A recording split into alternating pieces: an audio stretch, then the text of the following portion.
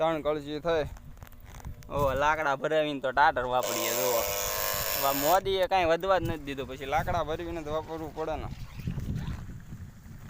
જો આ આપણો કૂવો છે બાંધ્યા વગરનો છે આવક થોડીક મોદી આવવા દે તો કાંઈક થાય ને આપણે કાંઈક વધે તો કાંઈક કરીએ આપણે તો પાણી છે જ નહીં જુઓ ચટરાય મોટર બંધ કરી થોડુંક પાણી આવ્યું જુઓ જોઈ લો એટલું પાણી છે જોઈ લો તમે એ મોટર પાણી આવ્યું હો મોટરમાંથી લાઈનમાંથી પાણી આવ્યું જુઓ 70 ફૂટ કૂવો છે છે પાણી કાંઈ